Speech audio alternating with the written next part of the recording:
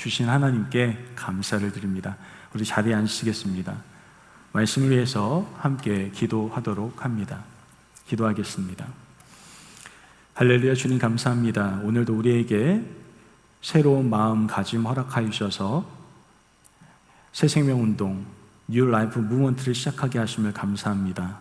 이 기간 동안 복음의 증인에 대한 말씀을 함께 나누게 될 때인데 하나님께서 이 시간 가운데 성령의 기름을 부어주셔서 말씀을 통하여 내 자신의 영적 각성 운동이 일어나고 교회에 대한 사명과 비전을 재인식하며 주위에 죽어가는 많은 영혼들에게 복음을 나눌 수 있는 시간들 될 수 있도록 주님 역사하여 주시옵소서. 오늘도 말씀 가운데 성령님 주장하여 주셔서 깨닫고 온전히 순종할 수 있는 거룩한 하나님의 자녀 될 수 있도록 인도하여 주옵소서. 감사하며 예수님의 이름으로 기도합니다. 아멘. 오늘 여러분들과 함께 앞으로 4주 동안 복음의 증인에 관련된 주제를 가지고 말씀을 나누게 되겠습니다. 우리가 그리스도인이라고 한다면요, 당연히 복음의 증인된 삶을 살아가야 됩니다. 복음의 증인이 되어야 된다는 것이죠.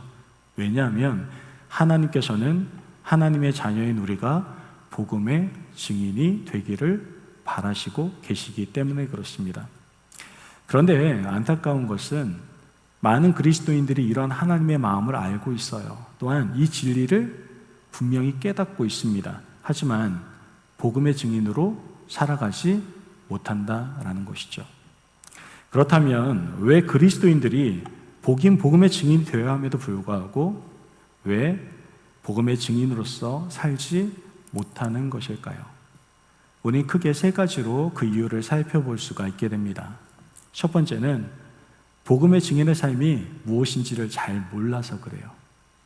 그냥 잘 먹고 잘 사는 게 복음의 삶이라고 한다면 제가 더 이상 설명할 필요가 없겠죠. 복음의 증인의 삶이 정확히 뭔지를 잘 모르는 경우가 너무 많은 것 같습니다. 둘째는 복음의 증인이 되길 소망하지만 그것에 대한 철저한 우리 자신의 투자가 없기 때문에 그래요. 헌신이 없기 때문에 그렇습니다. 마지막으로 세 번째는 복음의 증인으로 사는데 방해가 되는 방해물에 대해 적절하게 대응하지 못하고 극복하지 못하기 때문이다라는 것이죠. 하나님께서는 그리스도인 우리 모두가 복음의 증인이 되길 원하지만 우리가 하나님의 자녀라고 해서 당연히 그냥 자연스럽게 복음의 증인이 되는 것은 분명 아닐 겁니다. 만약 자연스럽게 된다고 한다면 여러분 이미 다 복음의 증인일 거 아니겠습니까? 그런데 이상하게 우리 자신 있게 그렇게 고백을 못 하잖아요. 오늘 이 시간 우리 말씀을 통해서 우리 모두가 하나님께서 원하시고 바라시는 복음의 증인으로 아름답게 세워지는 시간이 되시길 주님의 이름으로 축복합니다. 아멘. 오늘 본문은요, 우리가 걸어가야 될 이 복음의 증인에 대해서 분명하게 그리고 자세하게 설명하고 있는 것을 보게 됩니다. 자, 그렇다면 첫 번째, 복음의 증인된 삶이란 뭐냐? 여러분, 복음의 증인된 삶이 무엇인 것 같습니까? 주님 안에서 아무 탈 없이 건강하게 마음껏 누리며 살아가는 게 복음의 증인된 삶입니까? 우리가 성경을 보면요, 복음의 증인으로 살아갔던 사람들이 참 많이 나옵니다. 그 중에서 대표적인 사람이 바로 사도 바울입니다. 오늘 이 시간에 사도 바울을 통해서 복음의 증인된 삶이 어떤 것이구나 라는 것을 함께 살펴보려고 합니다. 자, 먼저 바울은요, 주님을 만나고 난 다음에 그가 가졌던 이 세상의 모든 좋은 것들을 다 내려놓았다라는 것을 우리는 너무나 잘 알고 있습니다. 오직 주 예수 그리스도를 더욱더 알아가기 위해서 방해물이 되는 모든 것을 다 어떻게 해요? 배설물처럼 여겼다라는 것이죠. 빌립보서 3장 8절 말씀을 함께 보도록 하겠습니다. 빌립보서 3장 8절 말씀 보면 또한 모든 것을 해로 여김은 내 주 그리스도를 예수를 아는 지식이 가장 고상하기 때문이라. 내가 그를 위하여 모든 것을 잃어버리고 배설물로 여김은 그리스도를 얻고, 이것이 바로 복음의 증인이었던 바울의 모습이다라는 것이죠. 복음의 증인된 삶은 무엇을 소유함으로 얻어지는 것이 아니라 오히려 모든 것을 버릴 때, 내려놓을 때 얻어지게 된다라는 것을 우리는 알 수가 있게 되는 겁니다. 내가 가지고 있는 경력이라든지 학력이라든지 재력이라든지 권력이라든지 이런 모든 자랑거리들, 이것만 자랑이겠습니까? 집안 자랑하시는 분들도 계시죠? 자녀 자랑하는 분들도 계실 겁니다. 모두 다 내려놓으셔야 돼요. 다 버리셔야 됩니다. 더 나아가 내 자존심 또한 내려놓고 버려야 된다는 것이죠. 이와 같이 우리가 버리고 내려놓은 만큼 우리는 복음의 증인된 삶에 대한 그 기쁨을 맛볼 수가 있게 된다는 것이죠. 세상 것을 쥐고 우리가 살아가게 된다면 절대로 복음의 증인된 삶을 누릴 수가 없습니다. 세상 것을 쥐고 있는 손을 펴서 복음의 증인된 삶이라는 것을, 새로운 것을 붙잡을 때에 우리에게 진정한 생명의 삶을 우리는 경험할 수가 있게 된다는 것이죠. 부탁드리기는 이젠 손을 좀 펴십시오. 여태까지 내려놓지 못했던 것, 버리지 못했던 것 좀 손 좀 펴시고 이젠 복음의 삶, 주님께서 원하시는 삶을 붙잡는, 즉 내 자신에 있는 모든 것들을 내려놓고 포기할 수 있는 저와 여러분이 되시길 바랍니다. 아멘. 또한 복음의 증인된 삶은 무엇을 소유함으로 얻어지는 것이 아니라 오히려 어떻게 해요? 아까도 말했지만 버릴 때 얻어진다라고 말씀을 드렸습니다. 자, 이 사도 바울을 보면요, 또한 복음의 증인된 삶은 어떨 때 얻느냐? 바울의 모습, 삶을 보면 동족으로부터 무진장 매를 많이 맞았습니다. 배반도 당하고요, 버림도 당했습니다. 그러나 바울은 그런 일로 인해서 마음의 상처를 받았을까요? 안 받았을까요? 받았겠죠. 사람인데 안 받았겠습니까? 하지만 그거에 연연하지는 않았습니다. 그들에 대한 미움이나 원한의 복수의 칼을 갈지는 않았다라는 것이죠. 그랬다면 동족을 위해서 자신의 생명 내놓겠다라고 얘기하겠습니까? 바로 이러한 모습이 복음의 증인이었던 바울의 또 다른 모습이다라는 것이죠. 복음의 증인된 삶이라는 것은 나를 대하는 이웃의 태도에 대해서 결정되는 것이 아니라, 그 이웃의 태도에 의해서 결정되는 것이 아니라 이웃의 행동에 대한 나의 반응을 통해서 결정되어지는 것이다 라는 것을 우리는 알 수가 있게 되는 겁니다. 이웃이 어떻게 대하진 간에 우리는 예수님의 마음으로 모든 것을 대하는 그러한 그리스도인, 이게 바로 복음의 증인된 모습이다라는 것이죠. 여러분 생각해 보세요. 하나님께서는 우리를 위해서 우리를 너무나 사랑하셔서 예수님을 이 땅에 보내셨습니다. 예수님 또한 우리를 너무나 사랑하셔서 우리의 죄를 담당하시고 십자가에 못 박혀 죽으실 뿐만 아니라 우리가 절망 가운데 살아가지 말라고 우리의 산 소망이 되어주시기 위하여 부활하시고 승천하셨습니다. 이것이 바로 다 주님이 우리를 사랑하셨기 때문이다라는 것이죠. 이것이 바로 또한 주님의 마음입니다. 그렇다면 주님의 마음을 가지고 있는 우리는 어떻게 해야 될까요? 우리 또한 주님의 마음을 가지고 미워하는 것이 아니라 사랑해야 된다는 것이죠. 그래서 복음의 증인은요, 사랑할 권리는 있어도 미워할 권리는 없다라는 것을 여러분 기억하셔야 됩니다. 세상 사람들은 내 마음대로 사랑하고 미워할 수 있는 거 아니야? 라고 얘기할 수 있을지 모르겠는데 그건 세상 사람이고요.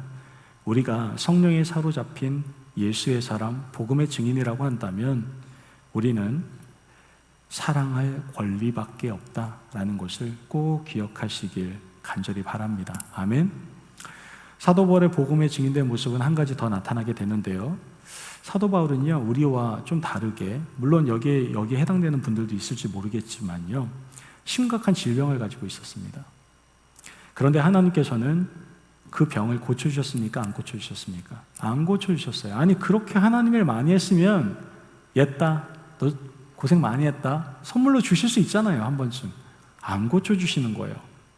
그러나 바울은 이 떠나지 않는 질병 때문에 오히려 하나님에 대한 새로운 신세계를 맛볼 수 있었던 것을 우리는 성경을 통해서 알 수가 있게 됩니다. 그리고 평생 하나님 앞에서 겸손하게 살아갈 수가 있었죠. 바울은 수없이 굶주렸고요, 무척이나 힘든 삶을 살았던 사람이 바로 바울입니다. 바울은 그러한 삶을 통해서 어떤 상황에 처하든지 그 상황 속에서 복음의 증인으로 살아가는 그 모든 비결을 배우게 되는 것을 우리는 알게 됩니다. 빌립보서 4장 11절에서 12절 말씀 같이 한번 보도록 합니다. 11절에 12절 말씀 시작. 내가 궁핍함으로 말하는 것이 아님이라. 어떠한 형편에든지 나는 자족하기를 배웠노니 나는 비천에 처할 줄도 알고 풍부에 처할 줄도 알아. 모든 일 곧 배부름과 배고픔과 풍부와 궁핍에도 처할 줄 아는 일체의 비결을 배웠노라. 아멘.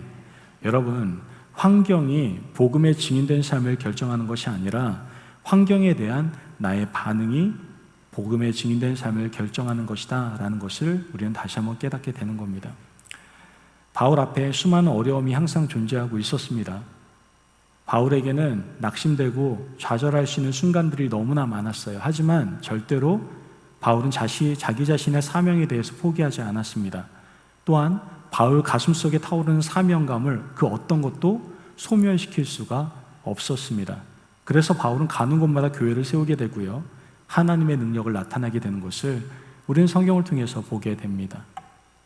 바울은 끝까지 사명을 포기하지 않고 자신의 사명을 묵묵히 감당을 했던 것이죠. 이렇게 할 수 있었던 이유는 무엇일까요? 바로 바울의 진정한 소망은 어디에 있었기 때문에? 하늘에 있었기 때문에, 즉 하늘 소망을 가지고 있었기 때문에 가능한 일이었다라는 것이죠. 이처럼 복음의 증인은 이 땅의 것만 바라보지 않습니다. 하늘나라를 소망하며 다시 오실 예수님을 기대하며 살아가는 사람이 바로 복음의 증인이요, 복음의 증인된 삶이다라는 것이죠. 지금까지 살펴본 것이 바로 바울의 모습을 통해서 우리가 알 수 있는 복음의 증인의 모습입니다. 다시 한번 말씀드리지만 복음의 증인은 어떠한 사람입니까? 자기 자신의 자랑을 버리고, 그리고 주님의 사랑으로 주님의 마음을 가지고 사랑하고, 또한 오직 하늘 소망을 품으며 살아가는 사람, 이러한 사람이 바로 복음의 증인의 삶이다라는 것을 우리는 알게 되는 것이죠. 여러분 중에 이런 복음의 증인된 삶을 살았던 바울의 모습이 전혀 멋져 보이지 않고 정말 축복되다라고 생각이 들지 않는다라고 한다면 지금 우리의 신앙이나 믿음이 상당히 문제가 있다라는 것을 우리는 인정해야만 할 겁니다. 과연 지금 우리는 복음의 증인된 삶을 살아가고 있습니까? 바울이 보여준 복음의 증인된 삶의 모습이 바로 저와 여러분의 삶이 되기를 주님의 이름으로 축복합니다. 아멘. 자, 그렇다면 연약한 우리가 어떻게 복음의 증인으로 살아갈 수가 있을까요? 우리 너무나 연약하잖아요. 부족하잖아요. 어떻게 우리가 복음의 증인으로 살아갈 수 있을까요? 그것은 먼저 하나님의 은혜로 채워져야 한다라는 겁니다. 하나님의 은혜로 채워져야 돼요.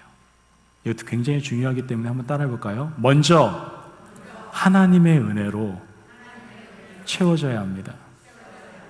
굉장히 중요합니다. 오늘 본문을 보면 바울이 복음의 증인으로 살아갔던 우리에게 설명해 주고 있는데요, 고린도전서 15장 10절 말씀 우리 같이 한번 다시 읽어보도록 합니다. 시작. 나의 나된 것은 하나님의 은혜로 된 것이니 내게 주신 그 은혜가 헛되지 아니하여 내가 모든 것을 사도보다 더 많이 수고하였으나 내가 아니요 오직 나와 함께 하신 하나님의 은혜로다. 아멘.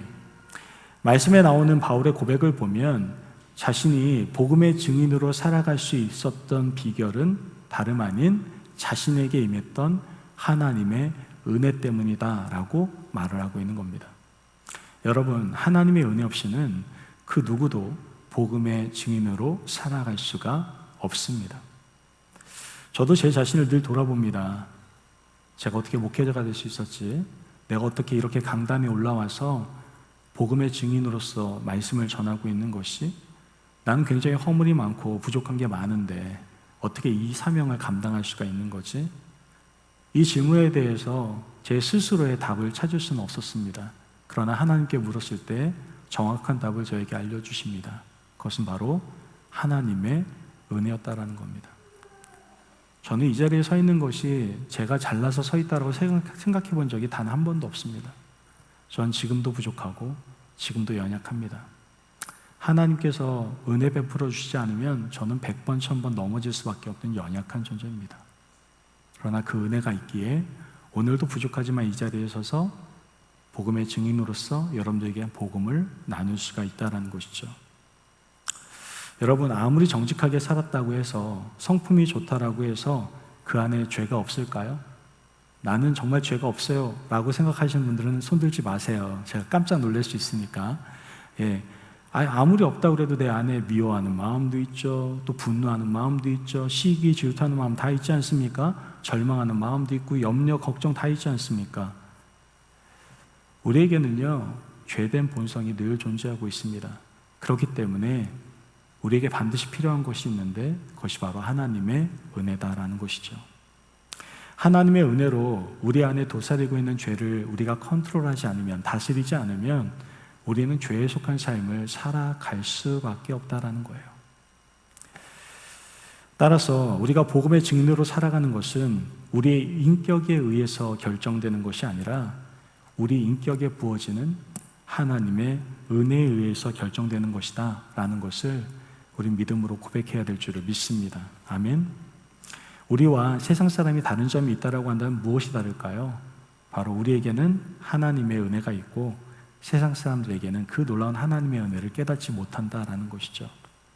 바울은요, 이런 하나님의 은혜에 대해서 절대적으로 의지하는 것을 분명히 찾아볼 수가 있게 됩니다. 바울 굉장히 열심히 살았거든요. 정말 열심히 살았어요. 어느 누구보다도 최선을 다해서 열심히 복음도 전했고요, 하나님의 사명을 감당했습니다. 그러면 좀 자기 자랑도 할 수 있지 않습니까? 내가 이만큼 했다 얘기할 수 있지 않습니까? 그런데도 불구하고 그 자신의 열심 가운데에서 자신이 고백할 수 있는 것은 하나님의 은혜였다라고 이렇게 고백하는 우리는 사도 바울의 모습을 보지 않습니까? 우리가 여기서 절대 놓치지 말아야 될 것이 있습니다. 그것은 복음의 증인은 하나님의 영광을 위해 살 때 참으로 행복할 수 있고 또한 기쁨의 삶을 누릴 수가 있게 된다라는 것이죠. 이러한 삶을 가능하게 하는 것은 오직 하나님의 은혜입니다. 그러므로 그 은혜를 우린 절대로 잊어서는 안 된다라는 거예요. 교회를 좀 다니신 분들 중에서 아마 우리의 삶의 목적과 방향을 모르시는 분은 없을 겁니다. 우리가 앞에 찬양을 통해서 고백하지 않았습니까? 우리가 살아가는 이유, 살아가는 가치, 존재 이유 무엇이라고 얘기했어요? 하나님을 찬양하기 위함이라, 하나님께 영광 돌리기 위함이라. 하나님의 영광을 나타내기 위해서 우리는 살아갑니다. 그래서 예수님을 믿는 사람들은 하나님의 영광을 위해서 교회에서 봉사도 하고 섬기기도 하고 또 사역을 하기도 합니다. 그러나 많은 경우 적지 않은 수가 실패를 경험하게 되는 것을 심심치 않게 보게 됩니다. 정작 본인은 자신이 실패한 줄도 모르고 계속해서 노력만 합니다. 실패하는데도 불구하고 노력을 계속해요. 그래서 마침내는 지치고 탈진해서 신앙의 기쁨도 상실한 채 의무감 때문에 신앙생활을 근근히 해나가는 모습을 우리는 보게 됩니다. 왜 이런 일이 벌어질까요? 왜 정말 근근히 버티는 정도로 우리는 이와 같은 일이 벌어지면서 신앙생활을 하게 됩니까? 그 이유는 너무나 분명합니다. 먼저 하나님의 은혜로 내 자신을 되채우지 않았기 때문에 그렇습니다. 우리는 먼저 일하기를 바랍니다. 먼저 우리가 열심으로 앞설 때가 너무나 많아요. 그러나 좀 삶의 태도를 바꿀 필요가 있습니다. 뭐가 먼저예요? 하나님의 은혜가 먼저입니다. 제가 그래서 새로 오신 분들이나 저의 목회가는 그렇습니다. 가끔은 제 목회관대로 다 할 수 있을까요? 없을까요? 못할 때도 있어요. 왜냐하면 목회라는 것은 더불어 가야 되기 때문에 내가 원한다고 해가지고 100% 그걸 다 주장할 수는 없습니다. 또 가끔은 제 주장이 100% 맞지 않은 경우도 있기 때문에 조화를 이루면서 가는 게 굉장히 중요합니다. 하지만 제 나름대로 생각하는 목회관 중에 하나가 사역에 먼저 하지 마라. 먼저 은혜 받는 게 먼저다. 언제나 강조하는 부분입니다. 그래서 교회에서 헌신하고 봉사하시는 분들, 너무나 뛰어들고 싶어 하시는 분들도 계세요, 가끔. 그래도 그게 정말 하나님의 뜻이라고 하면 저는 하게끔 합니다만 가급적 은혜를 먼저 사모하고 누리고 사역을 할 수 있도록 하는 것이 저의 목회 방향입니다. 가끔은 제가 목회를 하면서 그게 반대가 되어서 시험 드는 사람들을 정말 많이 봤거든요. 왜 시험이 듭니까? 일하다 보니까 꼭 그런 분들이 이런 말들을 많이 해요. 교회 가면 일만 시킨다고. 저하고 비교하면 일도 아닐 텐데 사실은 일만 시킨다고 그렇게 말을 해요. 저는 그 말이 너무 듣기 싫어요, 솔직히. 왜? 하나님의 영광이 가려지는 것 같아서 속이 상해요, 솔직히. 마음이 찢어져요. 그분은 쉽게 얘기할지 모르겠지만 제 마음은 찢어집니다, 정말. 아, 교회를 너무나 잘 모르네. 하나님을 잘 모른다. 일만 시키는 곳이 아닙니다. 그 일이 그 영혼에게 도움이 되기 때문에 부탁을 드린 것 뿐이지 그 사람을 일시키기 위한 곳이 아니에요, 교회는요. 물론 그런 교회가 있을 수도 있습니다. 부인하진 않겠습니다만 최소한 우리 교회는 그런 교회는 아닙니다. 은혜를 먼저 받고 그래서 사명을 감당하는 것을 제가 권해드리는 이유이기도 하죠. 여러분, 하나님의 은혜가 우리로 하여금 일할 수 있는 삶의 원동력이 될 수 있게 해야 됩니다. 그래야 지침이 없고요, 낭망하지 않고 또한 시험도 안 들고 상처도 받지 않습니다. 예수님의 생애를 보면 그분의 모습도 아주 동일한 모습을 보여주십니다. 예수님께서는요, 시시때때로 조용한 곳에 가셔서 기도도 하시고 잠시 쉬기도 하셨습니다. 이러한 예수님의 모습을 통해서 분명히 나타내는 것이 있습니다. 예수님 또한 하나님의 은혜로 자신을 채우시던 모습이 분명히 존재하고 있었다는 것이죠. 예수님께서는 한 번도 독자적으로 일하신 적이 없습니다. 언제나 하나님 아버지를 전적으로 의뢰함으로 또 하나님의 은혜를 바라면서 하나님의 사명을 감당하셨다는 것이죠. 누가는요, 이러한 예수님의 모습을 사도행전 10장 38절에 이렇게 소개를 합니다. 한번 볼까요? 하나님이 나사렛 예수에게 성령과 능력을 기름 붓듯 하셨음에 그가 두루 다니시며 선한 일을 행하시고 마귀에게 눌린 모든 사람을 고치셨으니 뭐라고요? 이는 하나님이 함께 하셨습니다. 하나님의 은혜가 있었다는 것을 누가는 보았던 거예요. 아, 예수님 혼자 일하신 게 아니구나. 하나님이 함께 하셨구나. 하나님의 은혜가 있었구나. 그걸 봤던 겁니다. 예수님도 마찬가지로 고백을 합니다. 요한복음 5장 19절 말씀을 보면 그러므로 예수께서 그들에게 이르시되 내가 진실로 진실로 너희에게 이르노니 아들이 아버지께서 하시는 일을 보지 않고는 아무것도 스스로 할 수 없나니 아버지께서 행하시는 그것을 아들도 그와 같이 행하느니라. 아멘. 예수님께서는요, 잠시도 하나님과 분리되지 않으셨어요. 언제나 하나님의 은혜 가운데 머무르시며 하나님의 사명을 감당하셨다는 것이죠. 여러분, 복음의 증인은 우리의 모습도 이와 같아야 됩니다. 먼저 은혜예요, 은혜. 은혜를 사모하세요. 은혜로 사명을 감당하시고 은혜로 말미암아 복음의 증인된 삶을 살아갈 수 있는 저와 여러분이 되시기를 간절히 바랍니다. 그러므로 하나님의 은혜로 여러분 자신을 먼저 채우십시오. 그때 하나님의 귀한 사명을 감당하는 복음의 증인이 될 줄을 믿습니다. 아멘. 자, 그렇다면 마지막으로 어떻게 하나님의 은혜를 채울 수 있을까요? 그래요, 먼저가 하나님의 은혜예요. 그렇다면 어떻게 하나님의 은혜로 우리가 채울 수 있을까요? 자, 사실 하나님의 은혜는 우리 스스로 얻을 수 있을까요? 없을까요? 먼저 있다 없다? 없어요. 하나님의 은혜를 우리가 어떻게 얻을 수 있습니까? 뭐 돈 주고 살 수 있습니까? 우리가 열심히 하면 얻을 수 있는 겁니까? 아니에요. 하나님의 은혜는 우리가 얻을 수 없습니다. 하나님의 은혜는 하나님께서 먼저 부어주실 때만 얻을 수 있는 것이 하나님의 은혜예요. 아니, 줄 사람은 생각도 안 하고 있는데 달라고 하면 죽었어요? 그죠? 줄 사람이 하나님이에요. 하나님이 주셔야만 우리가 얻을 수 있는 게 하나님의 은혜다라는 것이죠. 그런데 감사한 건 하나님께서는 하나님의 자녀들에게 항상 하나님의 은혜를 부어주시길 원하신다라는 거예요. 주시길 원할 정도가 아니라 부어주고 계시다라는 거예요. 아멘. 우리가 살아가면서 공기 없이 살아갈 수 있습니까? 공기가 없으면, 산소가 없으면 우리는 살아갈 수가 없어요. 그 자리 죽어요. 산소가 존재하기 때문에 우리는 숨을 쉴 수 있어요. 하나님의 은혜도 똑같아요. 우리 하나님의 은혜가 이 땅에, 이 예배당 가운데 가득합니다. 이미 있어요. 이미 있어요. 산소처럼 이미 우리에게 부어졌다고요. 예레미야 32장 38절에 41절 말씀을 같이 한번 보도록 합니다. 예레미야 32장의 38절 41절 같이 읽어볼까요? 시작.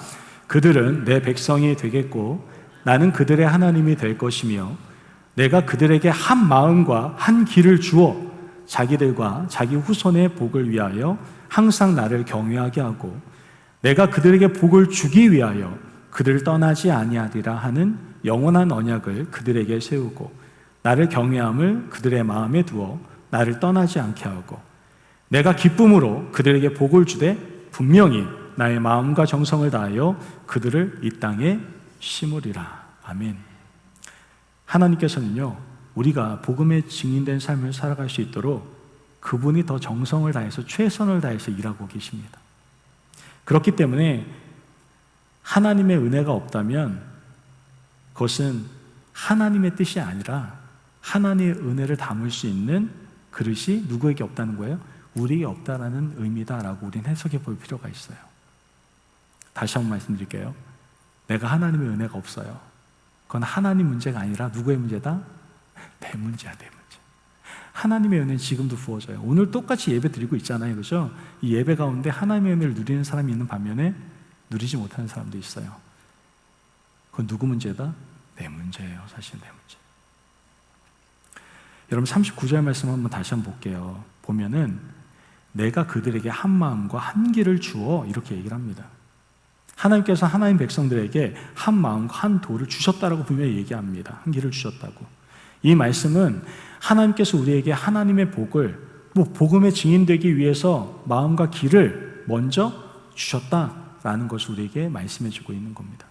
그러므로 하나님의 크신 은혜를 지속적으로 받으려면 우리는 우리 모두는 항상 하나님의 은혜를 담을 수 있는 마음의 그릇을 먼저 준비해야 되고 하나님의 은혜를 받을 올바른 길에 먼저 서 있어야 된다라는 것이죠.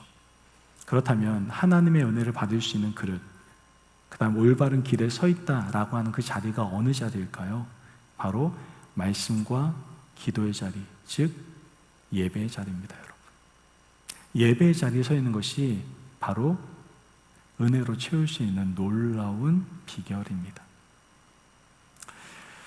우리가 진정한 예배자로 설 때 기도와 말씀을 통해서 하나님의 은혜가 우리 안에 채워지기 시작하는 것이죠.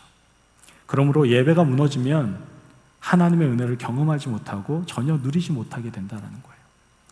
그러므로 우리는 먼저 예배가 회복되어야 됩니다. 예배가 회복되셔야 돼요. 지금 보세요. 하나님의 은혜를 누리지 못하는 사람들이 있을 수 있어요. 그 사람은 예배가 100% 무너져 있습니다. 여러분 하나님의 은혜를 사모하십니까? 채우길 원하십니까? 여러분 가운데 예배의 회복의 은혜가 임하기를 주의 이름으로 축복합니다. 아멘. 예배 가운데 승리하시기를 바라요. 삶 가운데서의 예배도 마찬가지입니다. 그 예배 가운데 승리하십시오. 그래서 하나님의 은혜가 우리 안에 아름답게 꽃피고 또 하나님의 능력이 우리의 삶 가운데 나타나 복음의 증인으로 우리가 살아갈 수 있도록 늘 예배에 그 시선을 둘 수 있는 저와 여러분이 되시길 주님의 이름으로 축복합니다. 아멘. 여러분 뭐 때문에 그렇게 바쁘게 살아가십니까? 뭐 때문에 그렇게 정말 정신없이 뛰어다니십니까? 복음의 증인이기 때문에 그렇습니까? 여러분 물질도 필요하고 건강도 필요하고 지식도 필요하고 사회적인 출세도 필요합니다. 하지만 그것이 복음의 증인된 삶을 전적으로 보여주는 모습은 아닙니다. 복음의 증인된 삶은 어떠한 모습이라고 그랬습니까? 내 자랑을 버리고 사랑할 권리를 취하며 하늘 소망을 갖고 살아가는 것이 복음의 증인된 삶입니다. 이러한 삶을 살기 위해서 여러분 우리는 하나님의 은혜가 먼저 필요합니다. 그 하나님의 은혜로 우리 안을 채우기 위해서 내 안에 있는 예배가 회복되어야 됩니다. 매 순간마다 드려지는 그 예배 가운데 우린 승리해야만 합니다. 오늘 이 시간 말씀을 듣고 온전히 순종함으로 복음의 증인이 되겠노라고 결단할 수 있는 저와 여러분이 되시기를 간절히 바랍니다. 아멘.